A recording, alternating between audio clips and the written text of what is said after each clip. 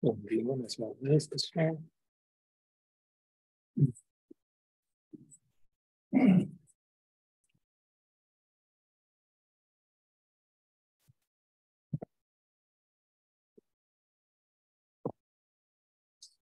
Bom, nós vamos retomar, então, o estudo do texto do Django Control, Criação e Completude. Na semana passada, a gente estudou, né, chegou até a instância 12, se não me engano. Isso. E hoje a ideia é a gente ver, talvez, duas instâncias.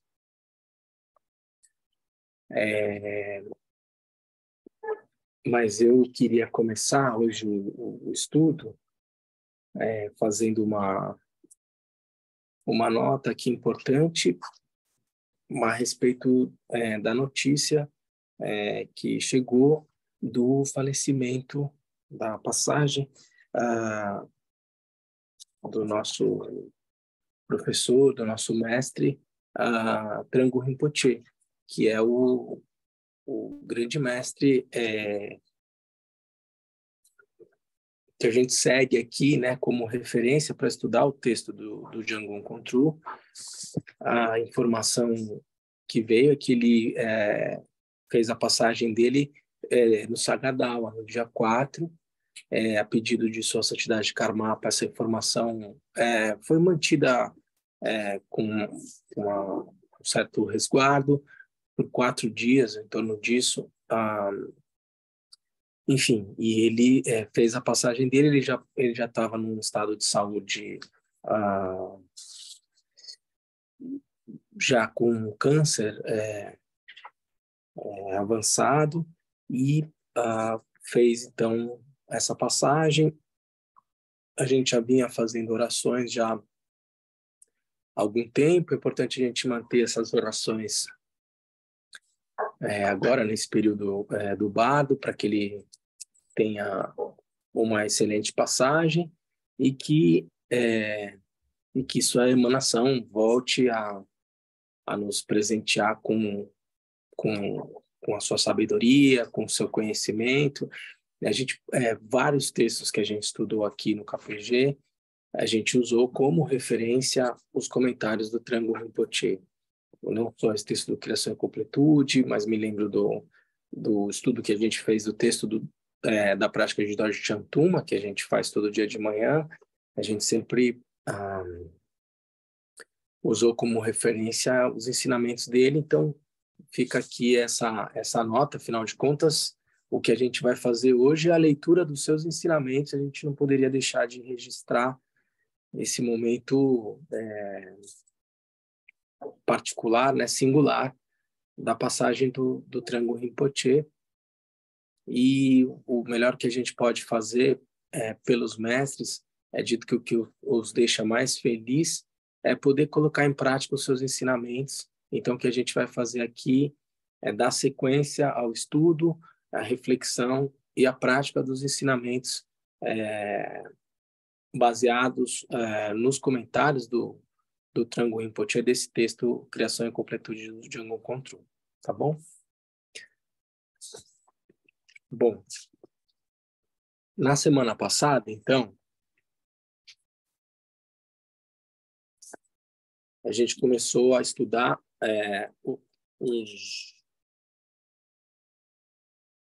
os pontos essenciais para se atravessar o caminho.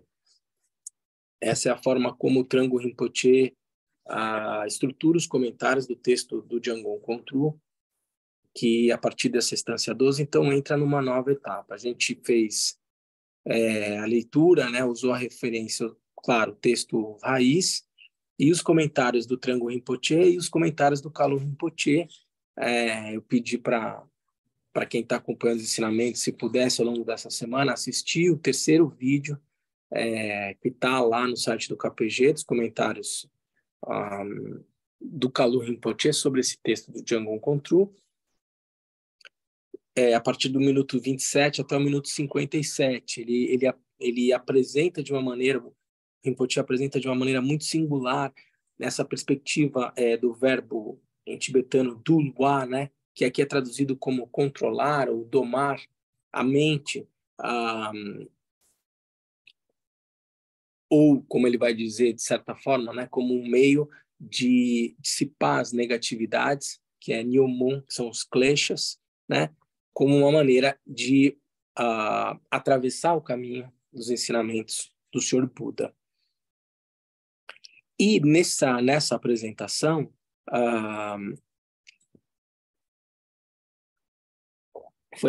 foram apresentados três métodos, né, para se dissolver as negatividades ou controlar a mente, ou, de certa forma, permitir um desabrochar de um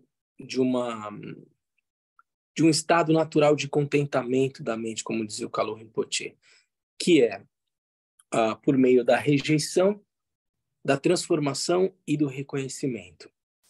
E o que a gente viu na semana passada foram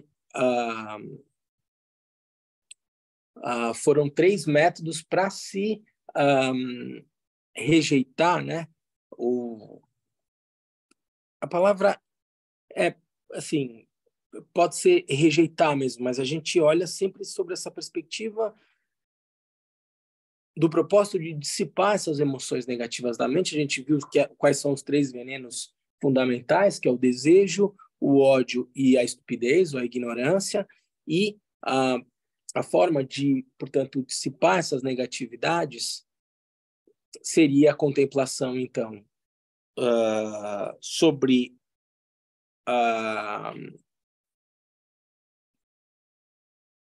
quando eu vou dissipar a negatividade do desejo ou do apego, a reflexão sobre a repulsa, ou uma outra forma que foi apresentada é não só contemplar sobre a repulsa, mas refletir sobre a impermanência dos fenômenos. Depois, a contemplação sobre o amor, bondade e compaixão como uma forma de dissipar a negatividade do ódio, da raiva. E a contemplação sobre a interdependência para transcender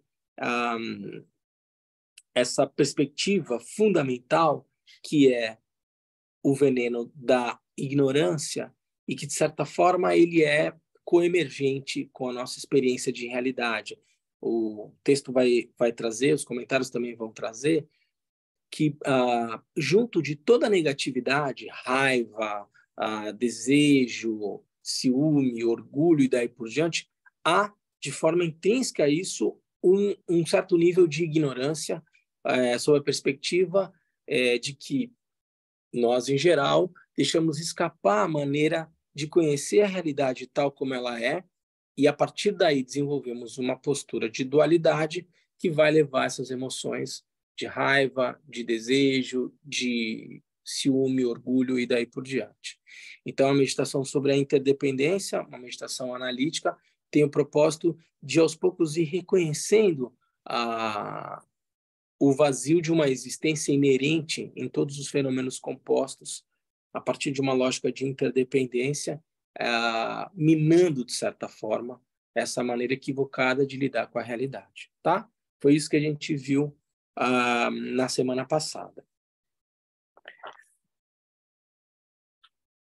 Eu até tinha pensado, para esse encontro de hoje, se a gente fazia um pouco algumas meditações sobre impermanência e sobre ignorância, para a gente colocar um pouco em prática isso, mas vocês vão ver que na instância 15, o próprio Jungle Control traz uma prática a partir da qual é possível se praticar esses 3 métodos, né, que o texto vai falar aqui.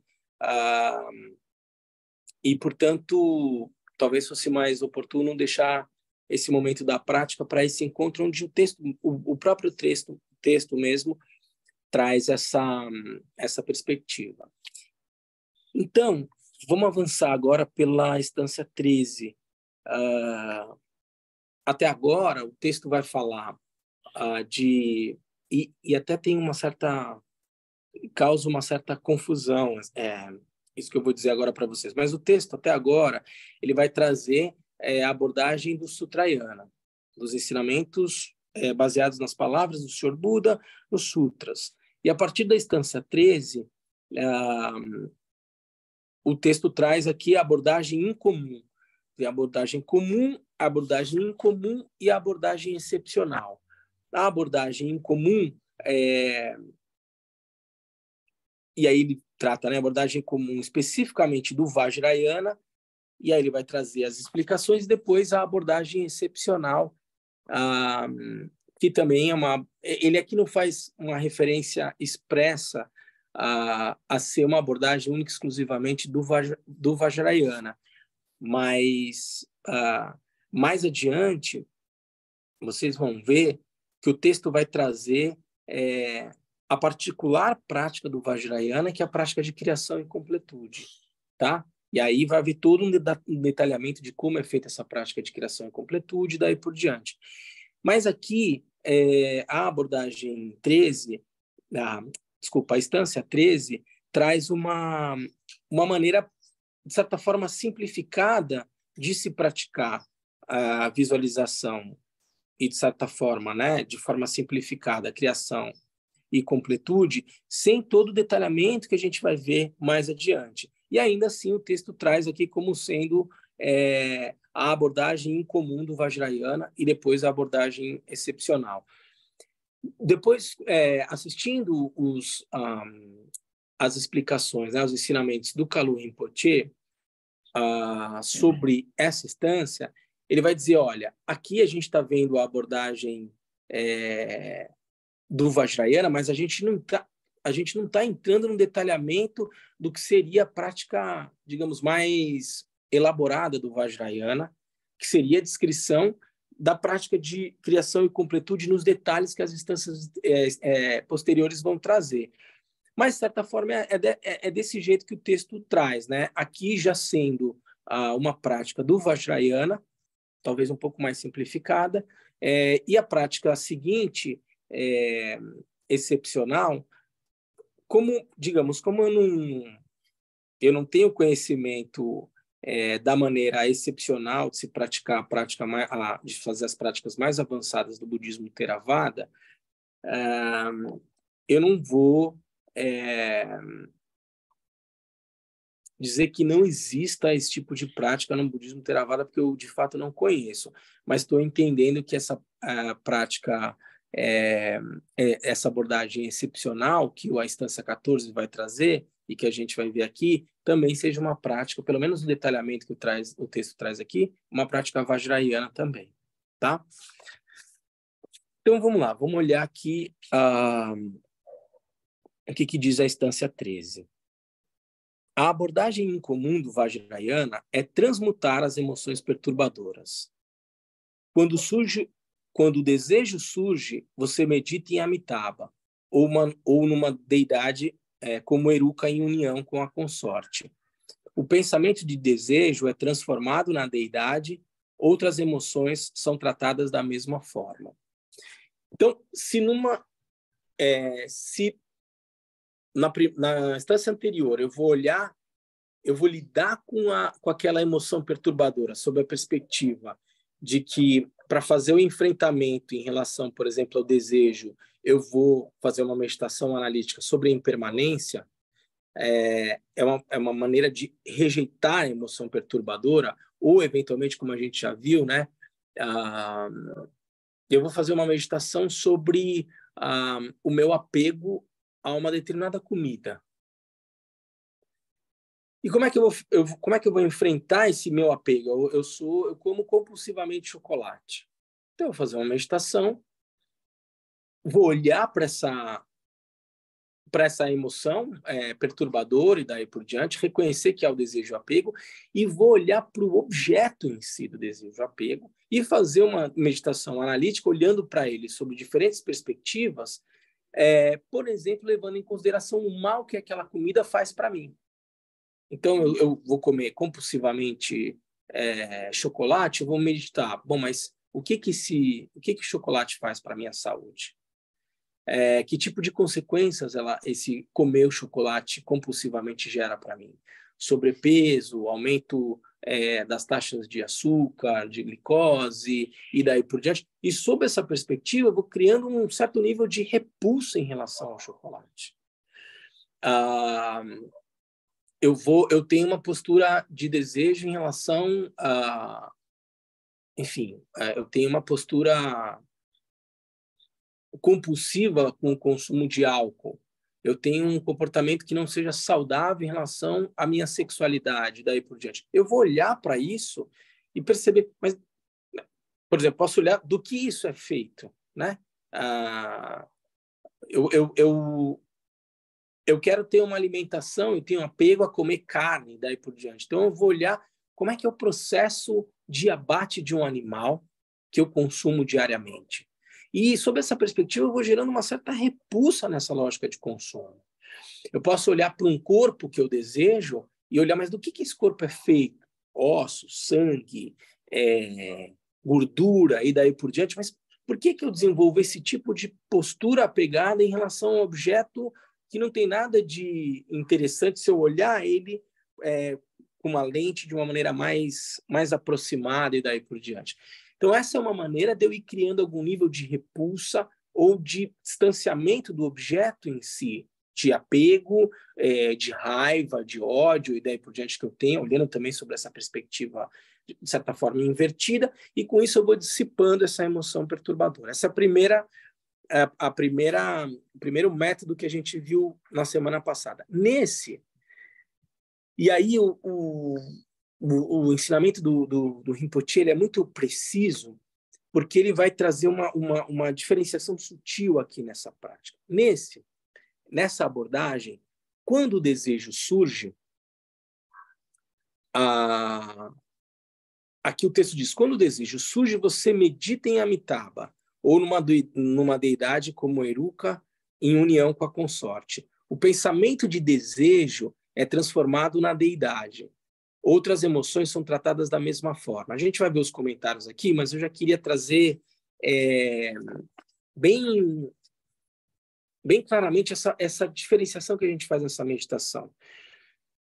Quando eu experimento uma situação de desejo, o Rinpoche primeiro vai dizer o seguinte, olha, não adianta você imaginar nessa prática situações que estão distantes do teu cotidiano, da tua realidade próxima.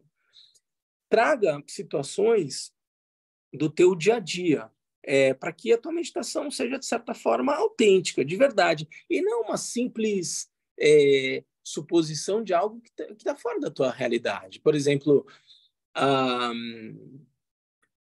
quando ele fala, né, assim, quando eu for,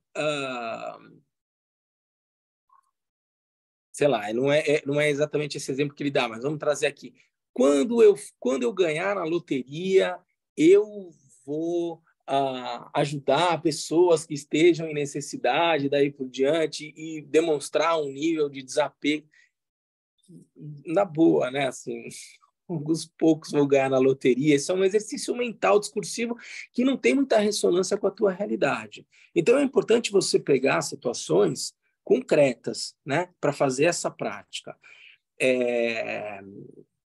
Ele vai até dizer, de certa forma, que essa é uma prática de renúncia, né, sob certa perspectiva. Mas ele vai dizer o seguinte: você tem que pegar uma experiência de realidade, uma experiência que seja próxima da tua realidade, perceber quando o desejo se manifesta, e aí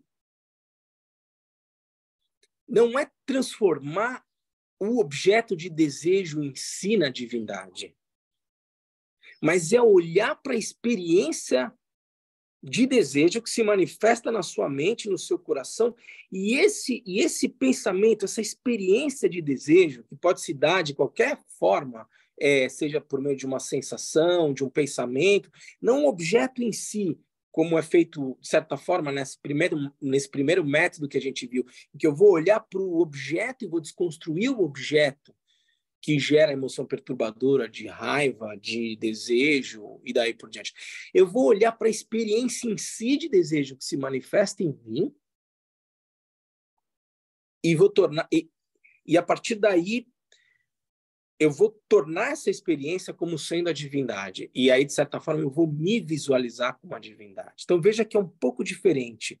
Na primeira, eu vou utilizar o objeto como meio de transcender ou dissipar a negatividade. No segundo, eu vou olhar para a experiência em si, que, de certa forma, é desencadeada por um suposto objeto, e essa experiência em si, de desejo, de raiva, eu vou transmutar, eu vou transformar na divindade. Aí eu passo a me visualizar como a divindade, de certa forma, para neutralizar essa experiência de desejo e apego. Então, é um pouco mais sutil nesse método. O que o Trango Rinpoche vai dizer nesse comentário? A segunda abordagem, a da transformação, é característica do caminho do mantra secreto ou vajrayana.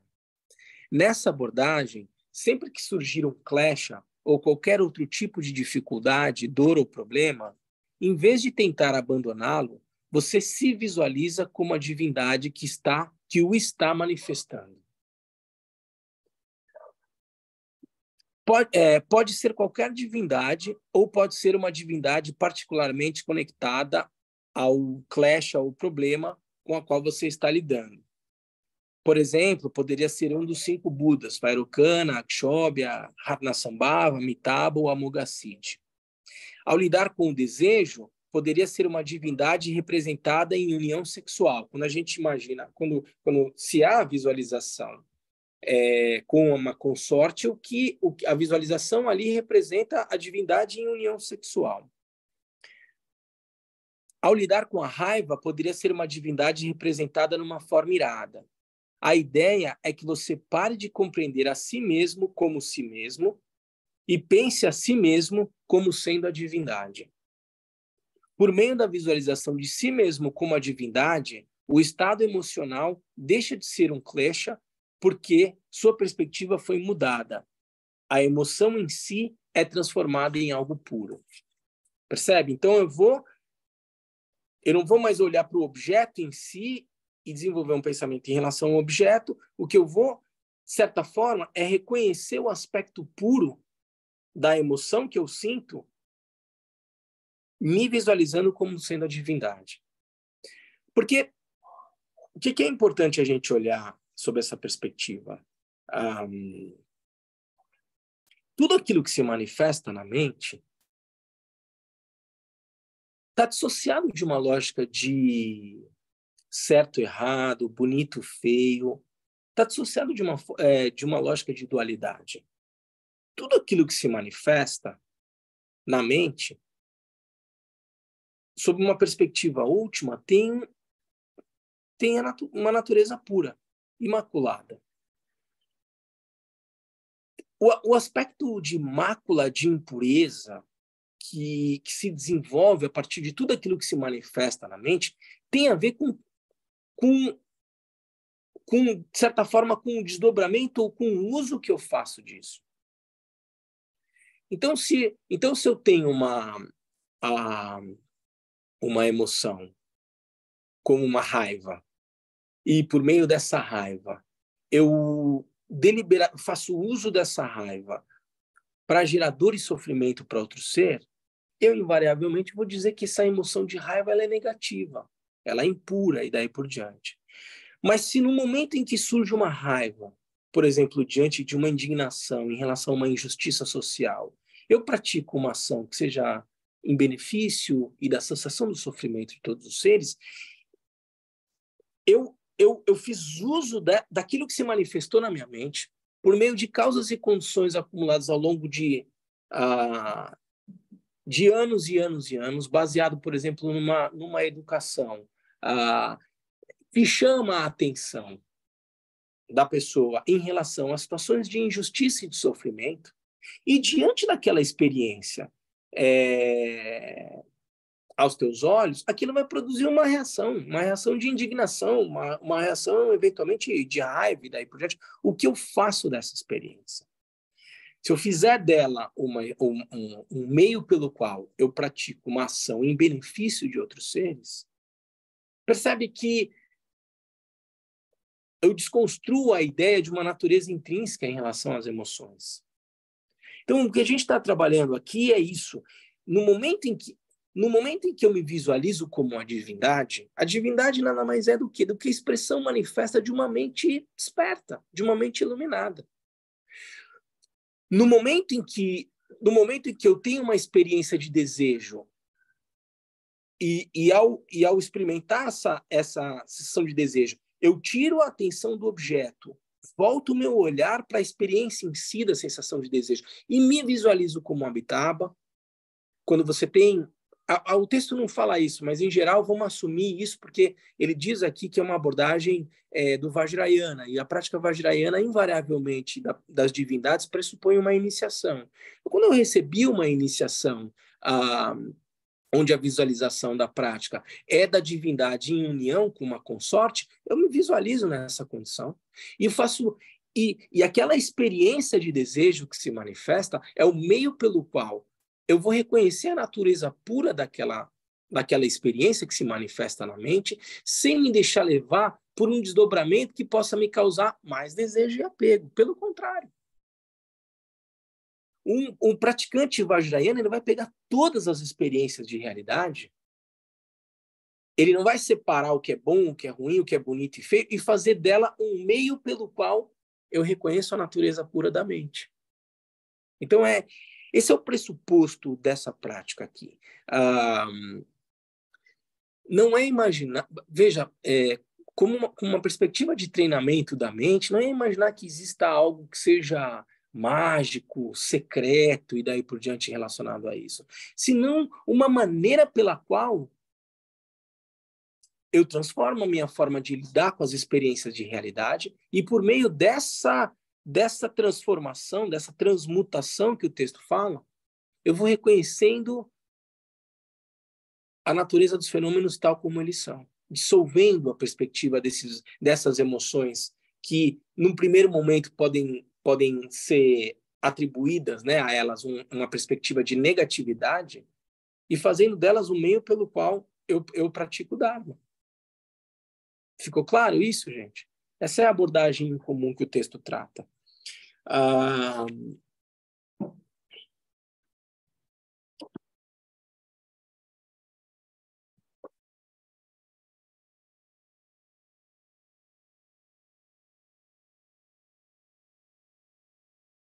A anotação que eu fiz aqui em relação ao comentário que o Rinpoche traz desse texto, a gente leu aqui o comentário do Trango Rinpoche, é exatamente aquela que eu mencionei para vocês no início.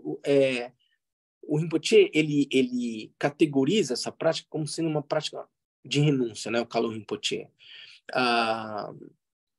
Fazer essa prática com coisas mais próximas, realistas, examinar o apego e não o objeto em si.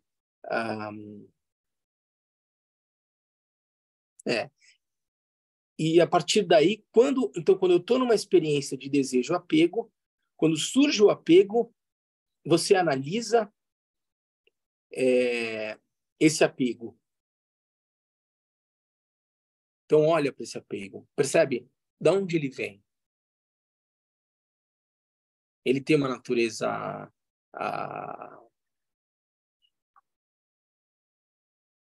permanente, uma existência inerente, ou causas e condições reunidas produziram essa experiência de desejo? Percebe como é só uma emoção surgindo, você vai analisando. E aí, em contato com essa experiência do desejo, já dissociada do objeto em si, você se visualiza como uma divindade, se visualiza como uma Amitabha. Imagina que você se deparou com uma notícia na televisão, está muito próximo, e que gera em você um sentimento de raiva. Olha para a raiva. Não para o objeto que te causou a raiva. Olha para o que você está experienciando no seu coração. Percebe a natureza transitória? E nesse momento que você se conectou com a emoção, se visualiza como Amitabha. Percebe que no momento em que você se visualizar como uma divindade, ou como Cherenzi, por exemplo, a forma de se relacionar com essa experiência já é de outra natureza. E dessa maneira, o que você vai fazendo? Dissolvendo essa negatividade. A intensidade que ela tinha, ela vai se perdendo.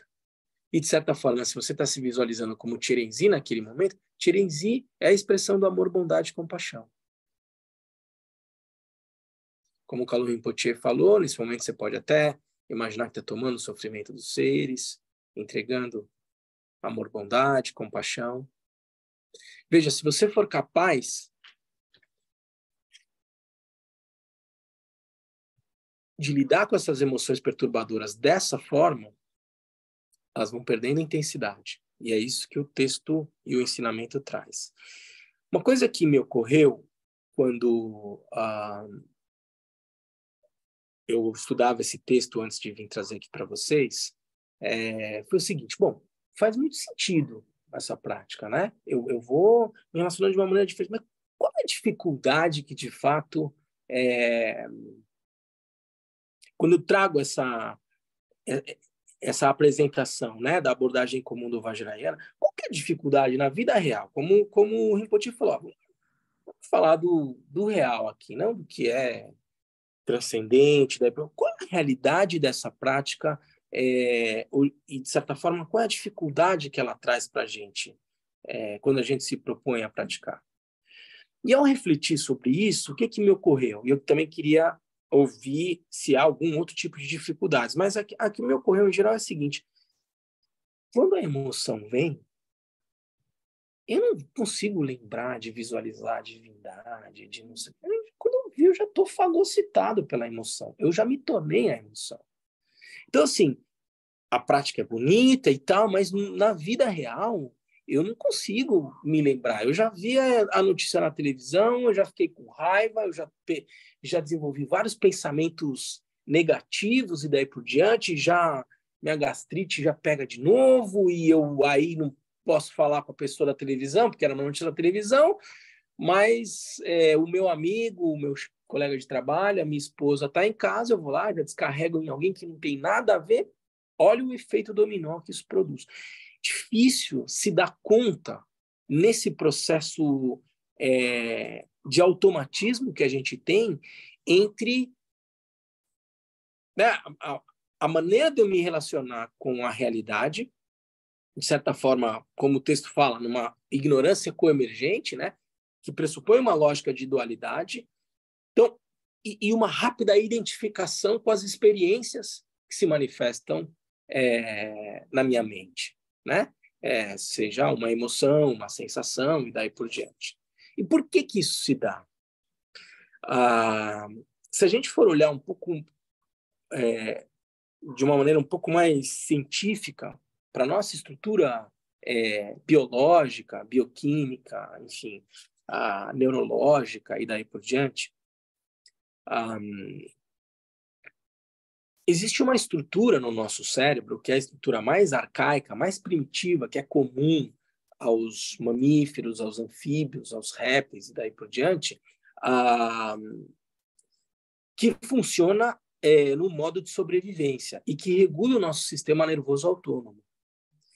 Então, seja um mamífero, seja um sapo, seja um jacaré e daí por diante, quando ele está numa situação de ameaça, ele vai acionar o sistema nervoso autônomo dele, de defesa e sobrevivência. Todos vão fazer isso. E, de certa forma, isso é uma estrutura, algo saudável. A gente não precisa rejeitar essa nossa característica, porque sem ela, eventualmente, a gente não sobreviveria e daí por diante. Essa estrutura, esse nosso sistema nervoso autônomo, ele vai regular, né? Ele vai operar duas estruturas, que é o sistema nervoso simpático e o parasimpático. Quando eu aciono o meu sistema nervoso simpático, eu vou, numa situação de ameaça, eu vou mandar um comando, né? Assim, é um comando que o meu sistema nervoso autônomo manda para todo o meu corpo, dizendo: corre, foge, estou sob ameaça. Ele vai produzir IL-6, cortisol, vai descarregar uma ducha hormonal no meu corpo como uma maneira de defesa. Dilatação de pupila, aceleração de batimento cardíaco, reações que são do nosso sistema nervoso autônomo. Eu não preciso dar um comando para o meu cérebro dizendo, respira aí, bate aí, coração, porque senão eu vou morrer. Ele se autorregula, esse sistema. E, portanto, quando há uma situação de ameaça que seja real ou que seja produzida pela mente, o meu sistema nervoso vai ser acionado. Então, quando eu estou dizendo para vocês, né, bom, mas qual é a dificuldade que eu tenho, eventualmente, ao fazer a meditação e estar numa situação de ameaça, de risco e daí por diante, ter a sabedoria, ou, por exemplo, numa situação de desejo, estamos numa outra dimensão absolutamente dos instintos, né? Que nos aproxima muito dos animais e daí por diante. Qual é o espaço de lucidez e de autonomia que eu tenho diante de um sistema que se autorregula no meu corpo? Portanto, se eu estou com raiva, como é que eu faço para, antes de entrar na raiva, lembrar de me visualizar como Amitabha? É esse ponto que eu estou abordando aqui. E o que os estudos neurocientíficos têm mostrado numa aproximação nas ciências contemplativas, né, de todas as práticas contemplativas que existem com a neurociência, o que esses estudos têm mostrado é que se uma pessoa, né, é capaz de tirar o foco dela sobre essa situação de ameaça, sobre esse objeto de ameaça, que pode ser real. Veja, se eu tiver uma situação de assalto, a minha atenção vai estar completamente relacionada àquela situação e meu organismo, como minha atenção está na situação de violência, eu estou num lugar que está tendo uma briga e daí por diante, a minha atenção que está nesse objeto vai produzir esse tipo de reação no meu corpo. Se eu for capaz de tirar o foco dessa situação e colocar sob um suporte estável, neutro ou prazeroso, por um período que supere 12 a 15 segundos, a partir desse momento, eu começo a desacionar o meu sistema nervoso simpático e acionar o meu sistema nervoso parasimpático. Diminuição de batimento cardíaco, funcionamento normal do meu sistema digestivo, desaceleração de batimento cardíaco e daí por diante. Então, veja, a capacidade de eu me autorregular numa situação. Quando for uma situação real, talvez a minha atenção tenha que estar mesmo sobre a situação de risco. Mas e quando é uma situação sobrevalorizada? Como, por exemplo, quando eu penso em uma situação que eu não gosto. Quando eu sinto esse tipo de emoção, mas que não é eventualmente o resultado de uma situação real, que é o que a gente faz ao longo da nossa vida, durante o dia e daí por diante. Eu estou sempre num pensamento, numa emoção, pensando numa outra coisa e daí por diante, sem um nível de lucidez capaz de reconhecer que, invariavelmente, eu fico mandando comandos para o meu sistema nervoso autônomo, dizendo, estou sob ameaça, há um risco aqui, eu quero, eu não gosto, e daí por diante, produzindo uma reação no meu corpo com a qual é muito difícil de lidar. O meio pelo qual eu consigo ir desenvolvendo esse tipo de capacidade de autorregulação e, portanto, fazendo o enfrentamento dessa situação que é mais difícil, que eu mencionei para vocês, como eu faço para me lembrar, né, de visualizar a Amitabha, de fazer daí por diante, de certa forma, ir estabilizando a mente e praticando. E o caminho que a gente aborda na prática vajrayana porque senão pode dar uma impressão equivocada do tipo, bom, a abordagem comum do Vajrayana é, a partir de agora, eu simplesmente me visualizar como uma divindade, daí por diante. Quando a gente vai olhar os ensinamentos do Vajrayana, eles são apresentados numa perspectiva de caminho. E a primeira prática que a gente costuma fazer no caminho Vajrayana é a prática de calma mental, de Shiné. É essa capacidade de eu parar, como a gente deve ter feito aqui, quando chegou, cada um da sua forma e daí por diante, parar e escolher um suporte, por exemplo, a minha respiração, por exemplo, um objeto visual, por exemplo, um mantra que eu vá recitar e daí por diante, e começar a exercitar esse nível, essa prática de autonomia, de livre-arbítrio, de autorregulação, dê o nome que você quiser, por meio da qual, diante de tudo aquilo que se manifesta na minha mente, dissociado de uma lógica de dualidade, bom ou ruim, daí por diante, eu exercitar algum nível de autonomia, sendo capaz de ancorar a minha atenção sobre o suporte que eu escolhi como sendo aquele por meio do qual eu vou acalmar a minha mente. Essa é a prática de Shiné, a prática de calma mental. Então, quanto mais eu sou capaz de, por 5, 10 minutos, eu vou fazer meditação com foco na respiração, permanecer na respiração.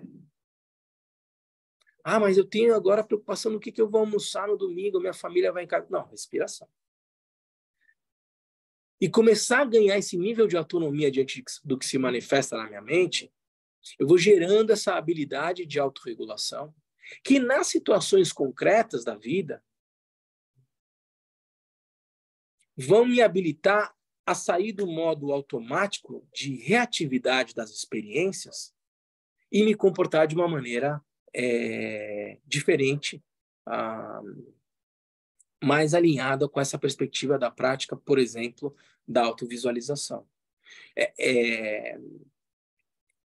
Isso é treino, gente. Isso é repetição. Sabe uma coisa que a gente faz invariavelmente na nossa cultura e tem uma beleza nisso, mas a gente não para pensar. Quando vem uma situação de ameaça, o que a gente compulsivamente fala aqui no Brasil? Nossa Senhora! Meu Deus! Eu invariavelmente estou invocando uma proteção. É automático. Veja assim, há um comportamento compulsivo de, numa situação de ameaça, eu buscar algum nível de proteção e daí por diante. A gente,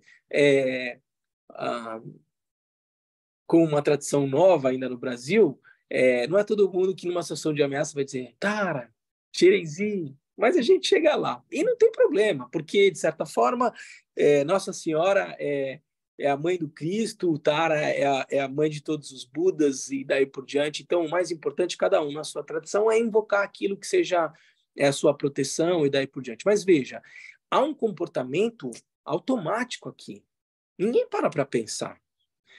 Por exemplo, uma coisa que eu sempre...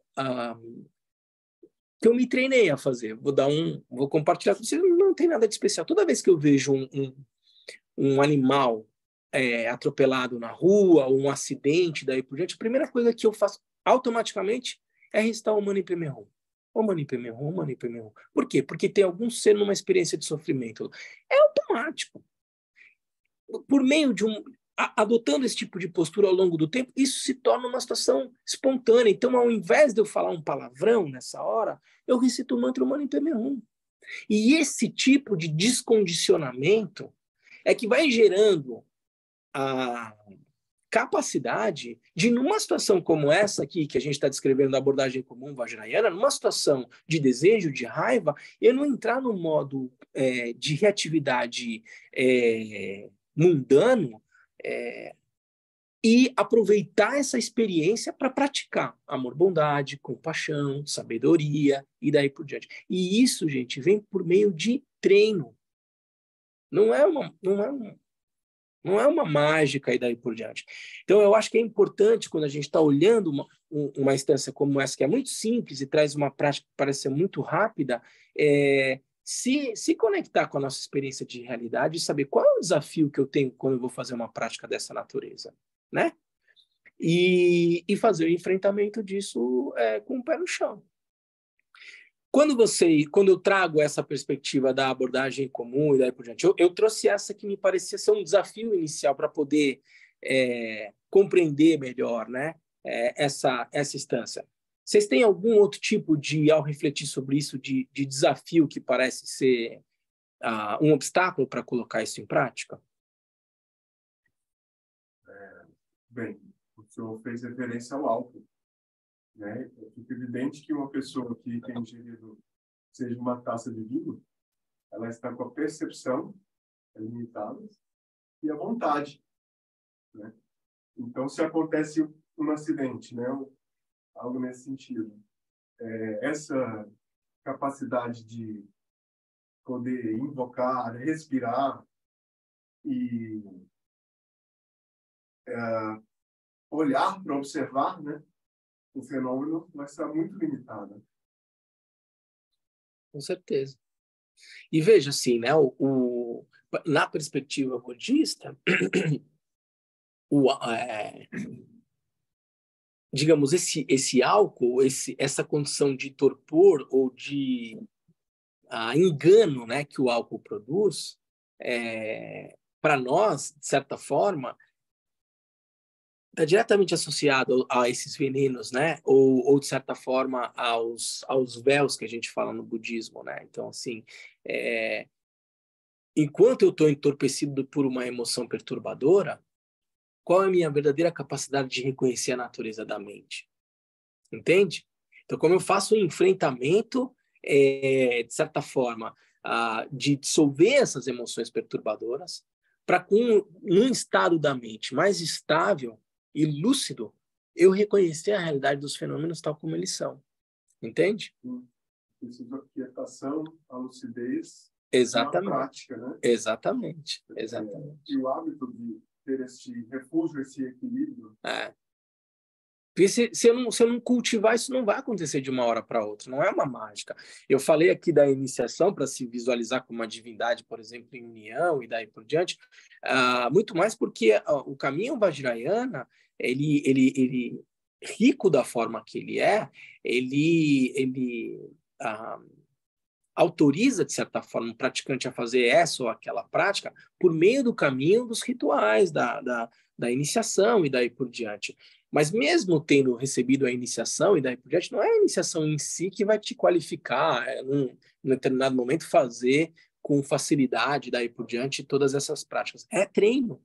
É treino da mente, assim, é hábito, é repetição, é atenção, a disciplina e daí por diante. A gente não pode esquecer isso, porque senão pode, o budismo vajrayana, ele pode gerar vários equívocos, entendeu? Eu estou com desejo, eu me visualizo em união com uma divindade, e aí tá tudo certo. Entende, assim, um engano que isso pode gerar? A prática vajrayana, ela pressupõe todas as paramitas, disciplina, atenção e daí por diante, senão você vai para o caminho completamente errado, entende? E é importante a gente trazer isso até, de certa forma, fazendo ressonância com o que o Kalu Rinpoche traz nesse comentário, que ele não está falando exatamente disso, mas ele está dizendo, traga as situações de desejo que sejam do seu cotidiano, num viagem, e eu estou dizendo, ao fazer essa prática, quais são os cuidados que a gente deve ter para não entendê-la de forma equivocada, entendeu? Essa instância... O senhor falou sobre... Falando com que a gente tem que trazer coisas do cotidiano para a meditação. Que se for a questão do chocolate, para que a gente pudesse repudiar aquela coisa que efetivamente faz mal para a gente. Eu não estaria aí indo para o oposto, envolvendo uma aversão, e poderia me apegar a essa aversão. Sim. Então, é muito difícil realmente, mas assim, para mim é muito difícil. Então, como é que eu o chocolate? Especificamente o chocolate. Por exemplo, eu chegar com ele quando estou no Brasil. Então, assim, mas como que... Eu digo assim, é muito difícil manter um meio termo aí, né? Manter um meio termo, assim, me afastar daquilo que eu sei que me causa mal, né? Sem ter aversão. Eu vejo, mas não desejo, então a aversão, deixa lá ele quietinho na dele, porque se eu comer, minha pressão vai aumentar e eu não vou comer porque ele não tem que fazer parte da minha vida. Então, assim, mas então, eu tenho a impressão que se eu for para o outro lado e repudiar, eu vou ficar muito tempo nesse repúdio, nessa versão. Mas também é muito difícil ter uma posição neutra diante dos objetos de desejo variados, né? Então, essa é uma coisa. A outra coisa é, quando o senhor citou a questão de uma certa indignação com coisas que a gente vê no mundo que não estão legais, não são boas, e aí a gente tem raiva. Quando, ao invés da raiva, a gente tem essa indignação, ela se transforma em tristeza, em incapacidade, né? Como que a gente deve agir diante disso, né? Dar uma certa imobilidade, uma sensação de capacidade de inutilidade nossa diante de muitas coisas, né? Que a gente vê. Então, como que também superar isso? São essas duas entraves que eu tenho realmente. Uhum. Então, a primeira, em relação a um... Não, Claro. Desculpa. Porque assim, a raiva, ela é mais fácil, eu acredito, que ela é mais fácil de a gente, assim, transformá-la em outra coisa. Porque, assim, quando eu era jovem, eu era muito raivosa. Bandeiras, mil histórias. Mas, assim, com o tempo, assim, essa indignação foi se transformando numa certa melancolia muito mais difícil de controlar, de segurar, do que a raiva. A raiva a gente identifica muito rápido. A melancolia, de uma certa forma, vai tomando uma conta de um jeito que a gente nem percebe quando vê que já está bem instalada, dessa sensação de inutilidade dentro das coisas do mundo que a gente não pode transformar. Entendi. Então, olha, em relação à primeira pergunta, Tami, eu concordo com você. Acho que há esse risco mesmo de... você vê que o texto, ele evita... ele coloca... aliás, o texto fala em repulsa, mas o comentário que o Trango Rinpoche faz e o Kalu Rinpoche faz, por meio de fazer o enfrentamento dessa situação de desejo e apego, é a meditação sobre a impermanência. Isso, então, dá-se, acho que, uma possibilidade de você praticar uma maneira contemplativa, né, de lidar com esse tipo de situação de desejo que não seja única e exclusivamente por meio da repulsa, da rejeição. Porque eu diria para você, assim, cada um é de um jeito. Cada um é de um jeito. O que eu vou te dizer isso, assim? Na prática, vou dar a minha opinião aqui, correndo todos os riscos e daí por diante. Mas a prática do enfrentamento do desejo por meio da repulsa, que vai olhar o corpo do outro como sendo uma coisa nojenta, eu acho que tem um potencial risco de gerar misoginia, uma postura, enfim, negativa, de qualquer dos lados, entendeu? Então, eu acho que essa prática pode funcionar para algumas pessoas, mas não para outras. Porque o que você está dizendo, eu acho que é verdade. Eu acho que para algumas pessoas, sim, a prática do enfrentamento do desejo por meio da repulsa pode cair no outro extremo e não ser saudável, no final das contas. Para outras pessoas, pode ser que funcione bem. Vai dissociar bem aqui, é só um corpo. Não estou pensando na pessoa, se é homem, se é mulher e daí por diante. Mas olha aqui, ó, osso, sangue, bile, gordura. Por que eu tenho um apego a isso que é uma salsicha, né? Assim, com uma capa, parece que ela é toda... Tem uma forma e tal, mas que se eu olhar e decupar tudo aquilo que compõe, é só uma carne com ossos, e daí por que isso me gera esse tipo de desejo? Isso é só uma forma de praticar, mas que eu acho que tem um risco, como você falou, de cair no oposto. Então, talvez essa não seja uma boa prática para você.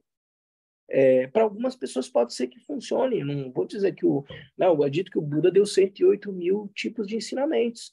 Num outro contexto histórico, cultural e daí por diante, isso talvez possa fazer sentido. E, eventualmente, isso pode, eventualmente, ter gerado problemas que a gente enfrenta hoje também. Sejamos realistas. Né? A maneira como o samsara se estrutura e tal gera, né? Causas e condições vão gerando consequências e daí por diante. Então, o que eu quero dizer?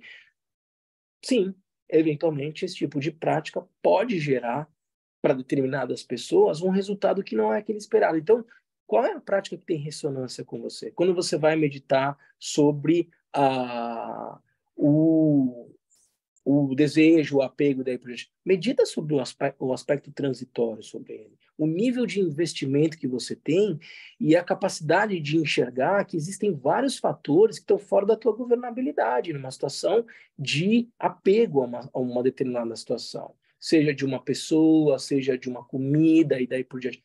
Aquela experiência é transitória e, portanto, o investimento que eu devo fazer em relação a ela deve guardar a medida da transitoriedade que ela tem. Me passou agora também que também assim vai depender do objeto de desejo. A gente pode aplicar formas diferentes a depender do objeto de desejo e da forma como a gente deseja, da intensidade do desejo e também dos resultados que aquele desejo, quando realizado, ele nos provoca. Pronto, sabe? Ótimo. Porque assim a gente pode utilizar a repulsa ou a neutralidade, buscar essa coisa da neutralidade. Eu vejo, eu me veio agora assim, porque eu acho que, de alguma forma, eu já fiz isso para diferentes... Eu estava refletindo agora que eu agi para alguns com repulsa, para outros com neutralidade, quer dizer, praticar, né? Sabe? Mas, assim, mas também é o seguinte, se a mente já for compassiva, a repulsa, ela não vai ser desastrosa. Se você já tiver, pelo menos assim, um grau de compaixão diante dos seres, diante da vida de você mesmo, a repulsa, ela tende a ser mais positiva. Obviamente, se a mente, o coração não for compassivo, ou não tiver um grau de compaixão suficiente para enfrentar o poder da repulsa, porque a repulsa, ela vem com gosto, né? Uhum. Então, assim, eu acredito que aí sim ela vai ser bastante desastrosa. Uhum. Uhum. Então, assim... E às vezes essa medida do coração compassivo, às vezes ele pode ser mais para um determinado contexto e menos com o outro. E nessa avaliação, dizer, não, aqui não vou mexer com repulsa, não. Aqui vou meditar sobre a impermanência, vou utilizar algum outro tipo de suporte, vou escutar minha respiração, vou trazer um momento de acolhimento na minha vida, vou sair desse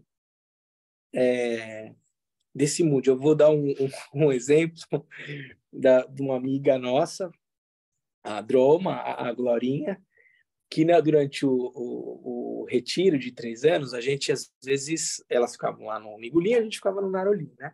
E, na realidade do retiro, a gente tem as nossas questões também. Então, de vez em quando, uma vez por mês, a gente mandava uma cartinha um para o outro, para dar apoio e tal. E, às vezes, ela como todos, né, assim, né? Mas eu sempre cito ela, tem uma sabedoria nessa maneira simples de lidar com as coisas. E tá falando, não, hoje eu tô perreada, não tô bem e tal, não sei o quê. Eu falei, não, sai, Glorinha, levanta, vai se tornar uma pipoca, sai dessa e tal, não sei o quê. E é isso, assim, né? Se você tá preso numa emoção e daí por diante, que suporte você pode utilizar para tirar o foco? Veja, com aquela dimensão que eu trouxe para vocês no nível do meu corpo, assim, né?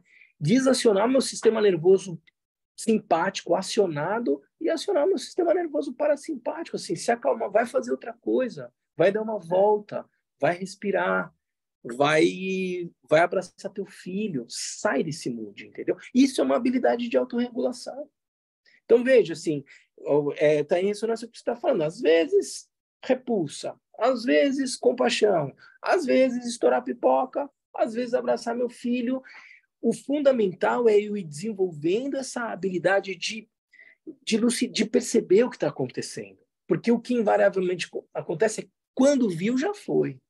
Quando viu, eu já briguei, eu já não... Como é que eu faço para perceber e me familiarizando com o funcionamento da minha mente e nessas situações encontrando o remédio que possa ser mais ajustado à natureza da experiência que eu estou vivendo naquela situação, entendeu? E aqui tem um...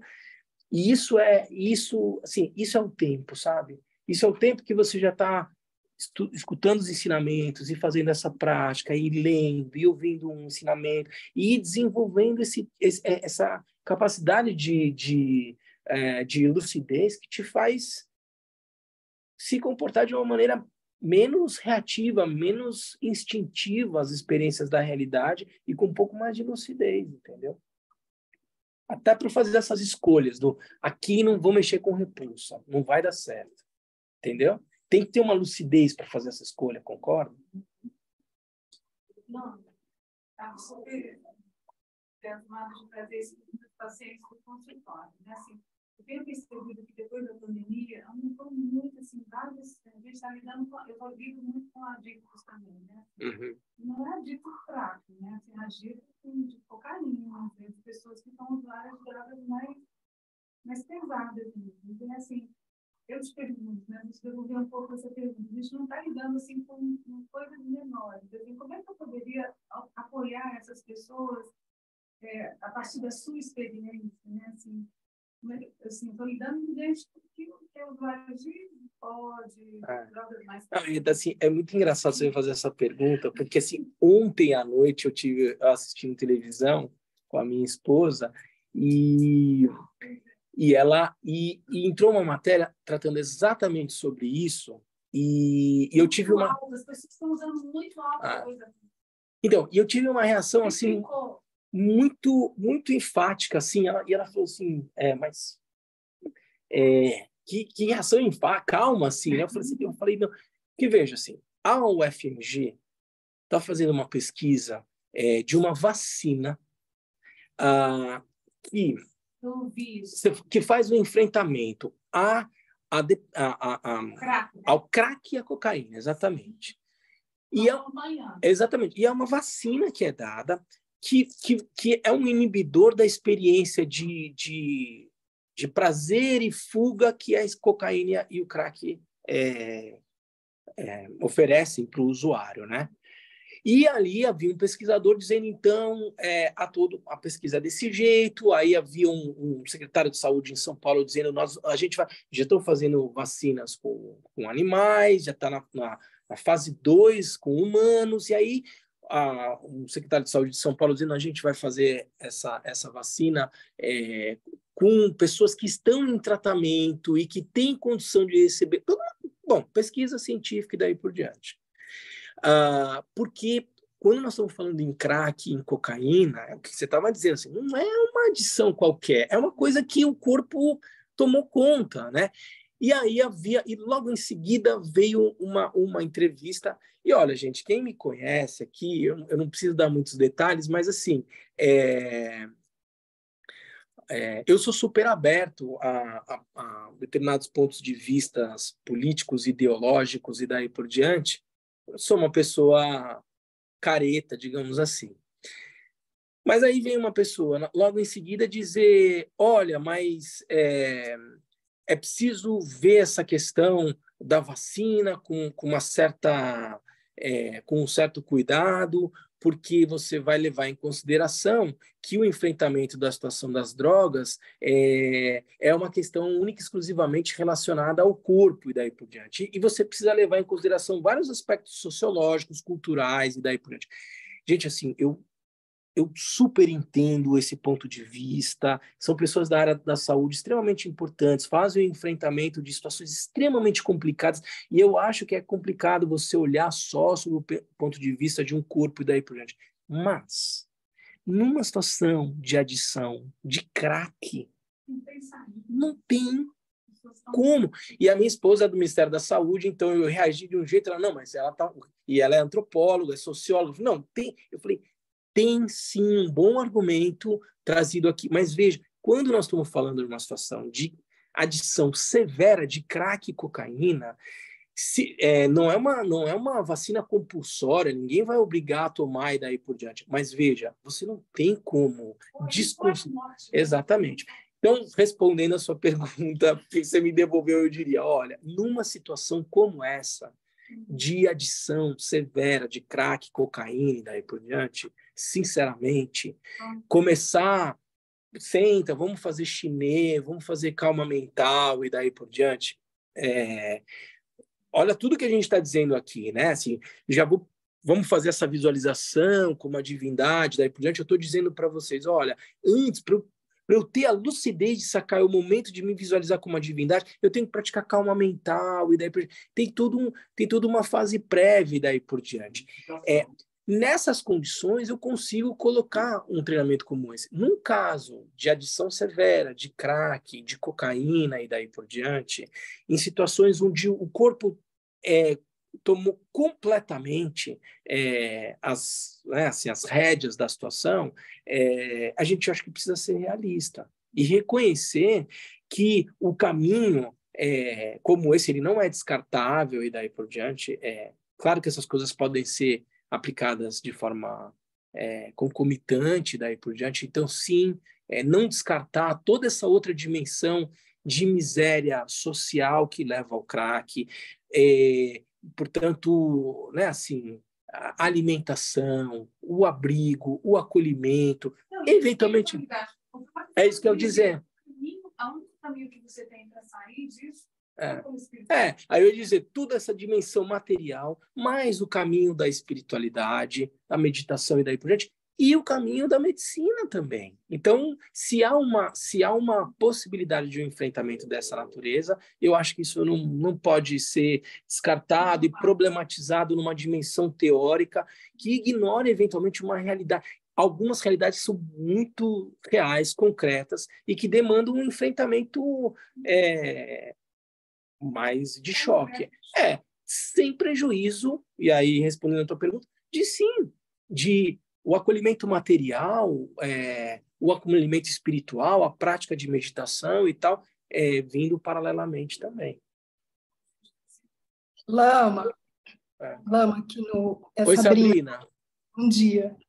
Até porque imagina o desespero das famílias, né? Eu acho assim, essa vacina, ela vem como essa notícia da vacina, assim, ela vem como uma esperança gigantesca para as famílias, né? Assim, só um parênteses assim, né?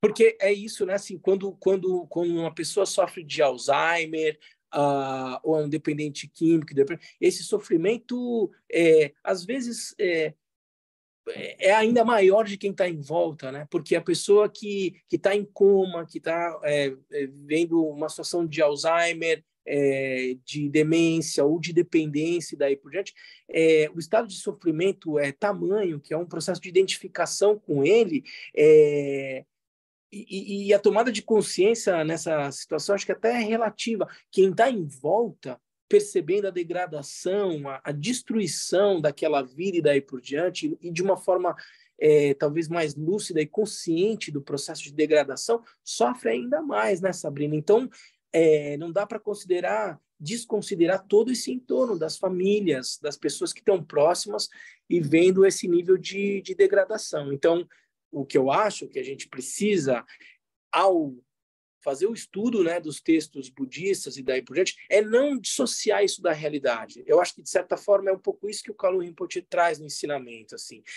Sim, temos todos esses métodos, todas essas práticas, mas ao meditar sobre o desapego, algo que seja próximo à minha realidade, ao me colocar diante de uma prática de meditação, fazê-la com todas as condicionantes prévias que são necessárias e fazer o uso daquilo que está à disposição para criar as condições de uma vida sem sofrimento e daí por diante, seja de quem está diretamente envolvido, seja das pessoas ao redor, e daí por diante. Eu diria até, veja, é preciso que o praticante encontre as condições de prática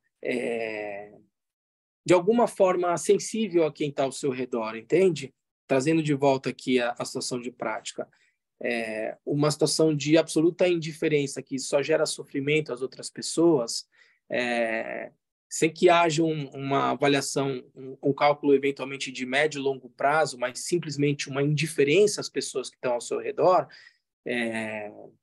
também eu tenho dúvida, né, do pão, da verdadeira motivação imbuída nisso, né? É preciso olhar no caso a caso, mas enfim, isso é uma outra digressão também. Mais alguém, gente, com alguma dúvida, algum comentário? Que bom, assim, acho que o esforço... Eu ia ver duas instâncias hoje, mas pelo horário a gente só vai ver essa. Mas eu acho que um cuidado que eu tinha em falar sobre essa instância aqui, e, de certa forma, desse texto como um todo, é não dissociar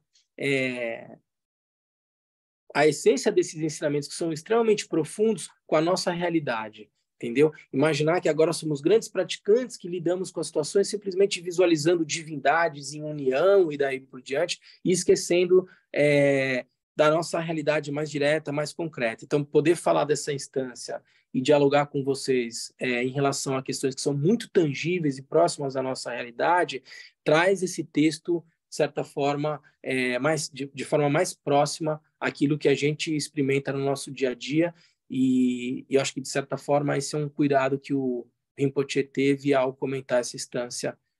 Quem tiver interesse, está a partir do minuto 57 do terceiro vídeo dos ensinamentos do Django Control, a partir da visão, da sabedoria do Kalu Rinpoche.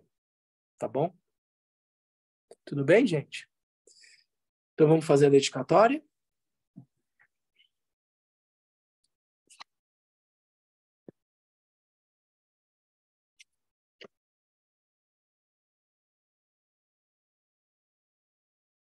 Graças a essa virtude, tendo realizado rapidamente o Mahamudra, possa eu conduzir a esse estado todos os seres sem exceção. Pela graça do Buda que obteve os 3 corpos, pela graça da imutável verdade do Dharma em si, pela graça da infalível aspiração da Sangha, possa essa súplica de dedicatória realizar-se tal como ela é.